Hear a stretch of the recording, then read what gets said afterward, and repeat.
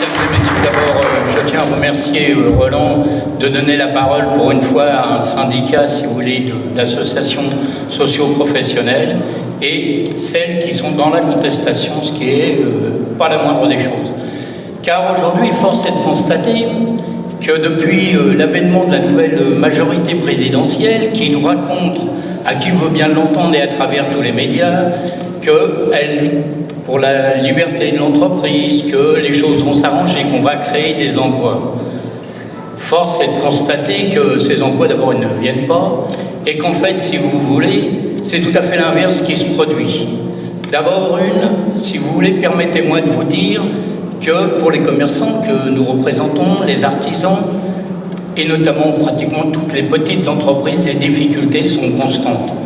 Vous avez tous assisté à la fin du RSI où on nous a dit effectivement qu'il y avait des problèmes sur le système de protection sociale des indépendants, ce qui était d'ailleurs vrai, mais la cause n'en était pas au RSI, c'était celle des URSSAF qui, fantastique aujourd'hui, les créeurs de troubles sont devenus les héritiers du régime. C'est-à-dire qu'aujourd'hui, le RSI est remplacé simplement par les URSSAF et là, on peut effectivement se poser la question. D'abord, je tiens à porter à votre connaissance que cette affaire n'a pas été faite ni pour les entreprises, ni pour les gens, elle a été faite simplement pour la manne que représentait le RSI et à travers les caisses de retraite, les cotisations qui étaient les cotisations d'avance, sont passées dans le régime général et j'en voudrais qu'une seule démonstration, vous en faire une ici.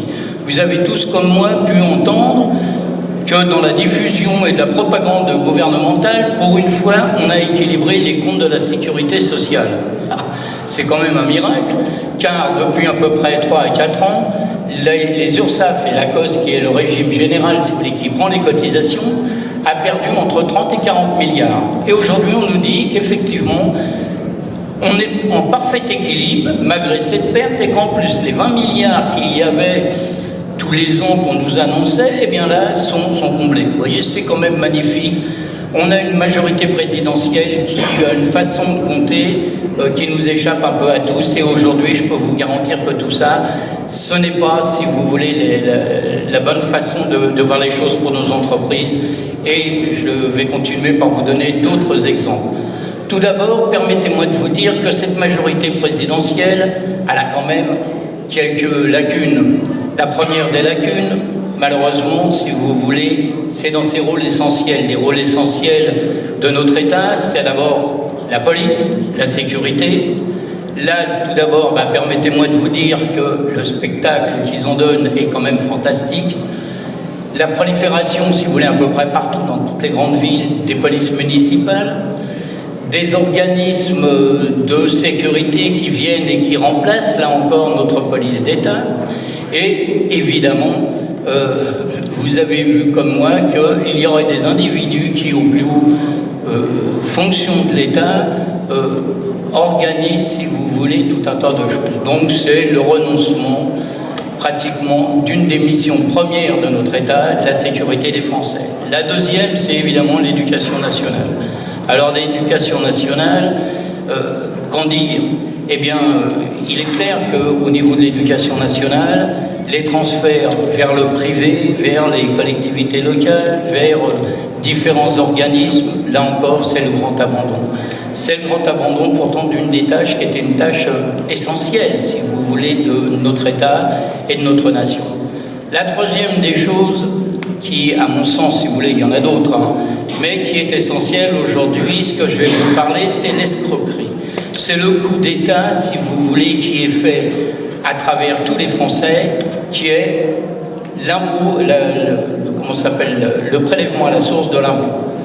D'abord, il faut savoir que depuis plusieurs années, le prélèvement à la source de l'impôt était l'impôt qui revenait le plus cher, à la fois au niveau de son financement, à travers les agents, des milliers de fonctionnaires y étaient mis. C'était un impôt qui, il y a même quelques années, avait pratiquement fait l'objet de critiques telles qu'on ne savait pas s'il ne fallait pas le supprimer. Alors, quand je vous dis il y a la grande escroquerie de l'État, et c'est ça qui est important pour nous tous aujourd'hui, c'est comment ? Eh bien, on s'est posé la question de savoir comment cet impôt, qui représente beaucoup d'argent, pouvait être un peu moins coûteux. Eh bien c'est facile.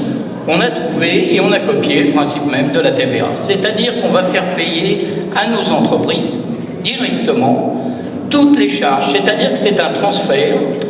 On va là supprimer des milliers de fonctionnaires qui étaient obligatoirement, et le coût exorbitant, si vous voulez, de cet impôt à travers nos entreprises qui, sans aucune compensation, eh bien, vont avoir à payer, à prendre des comptables, à prendre des tas de choses comme ça, de calculer.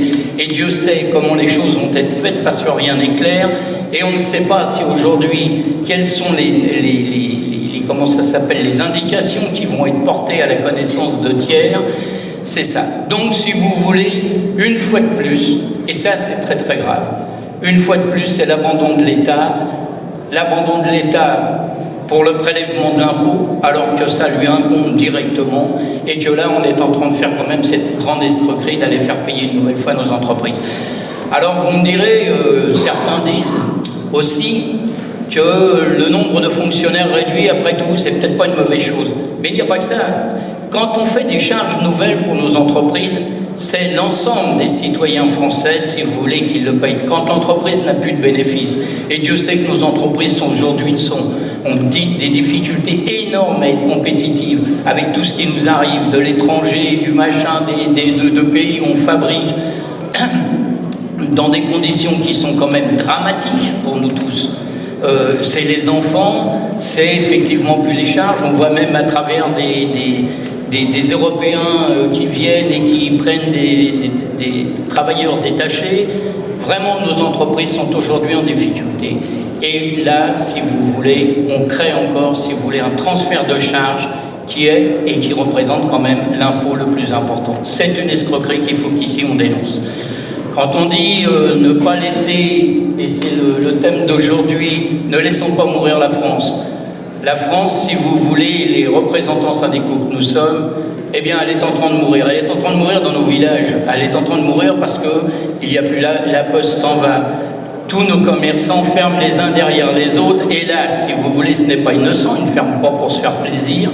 C'est-à-dire qu'aujourd'hui, ils sont victimes de cette concurrence mondialiste qui arrive avec la grande distribution, où tout est fait, si vous voulez, sans arrêt à travers, pour avoir effectivement des produits, les produits de l'étranger qui font mourir nos petits commerces, qui font mourir la France, parce que les villages sans commerce, eh bien, ça sera demain la désertification. Je vous donne donc ce cri d'alarme aujourd'hui. Nous devons reprendre, si vous voulez, en main à la fois la destinée, sauvons nos entreprises, ne laissons pas ces escroqueries et ces choses faire. Chacun à notre niveau, informons les autres Français. Il n'est pas normal qu'on mette des charges supplémentaires sans arrêt au sein des entreprises. Ils ne peuvent déjà plus payer et c'est demain, ça sera catastrophique à travers le chômage et autres. Voilà ce que je voulais vous dire. On aurait pu parler évidemment de plein de choses si vous voulez et tout, mais je pense que l'essentiel était quand même de regarder. Si on ne veut pas laisser mourir la France, ne laissons pas mourir nos traditions, notre commerce traditionnel et nos entreprises. Mesdames, Messieurs, je vous remercie de votre attention.